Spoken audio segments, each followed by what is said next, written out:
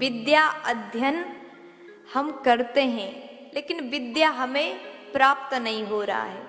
3 घंटे 4 घंटे पढ़ने के बाद भी, उस चीज को रटने के बाद भी याद नहीं आ रहा है, तो हम बहुत ज्यादा परेशान हो जाते हैं और सोचते हैं ऐसा पढ़ाई करने से अच्छा छोड़ दूं, सब कुछ छोड़ करके और कोई भी काम करूं।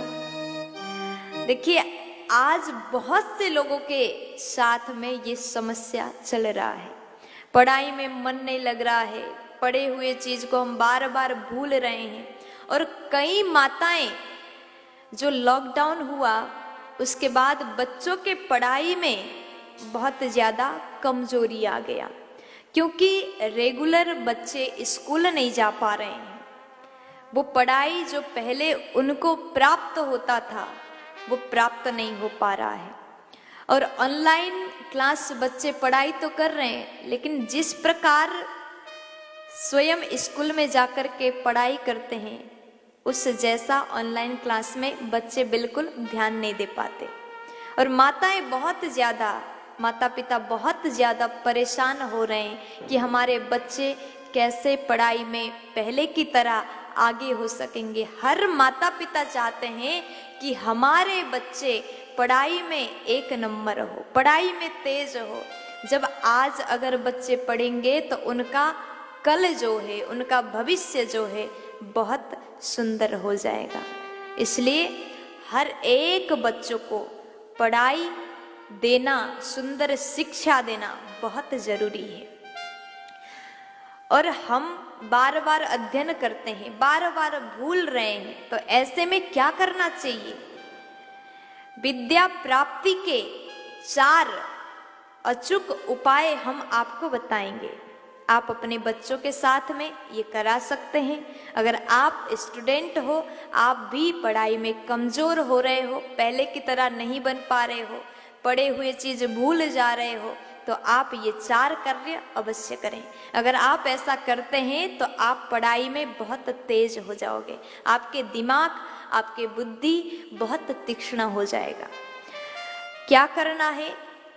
जब आप अध्ययन करते हैं, आपके अध्ययन कक्ष में आप पारद गणपति भगवान का प्रतिमा स्थापित करें और सुबह शाम अध्ययन करने से पूर्व, अध्ययन के समय आप गणपति भगवान का पूजा करें और साथ में एक सरस्वती मैया का प्रतिमा भी आप रखें।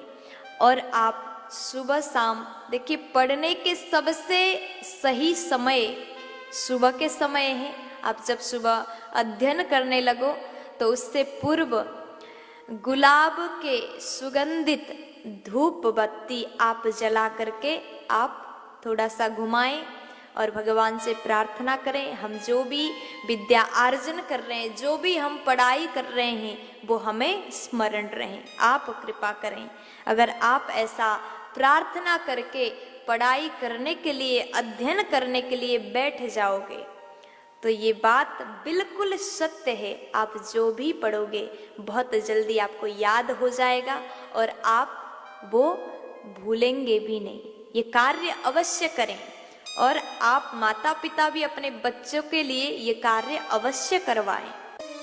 माताएं, अगर बच्चे छोटे हैं, छोटे क्लास में पढ़ाई कर रहे हैं, स्कूल जाते हैं, आते हैं, तो आप रोज सुबह पूजा के बाद भगवान का चंदन मस्तक पर जरूर लगा दें।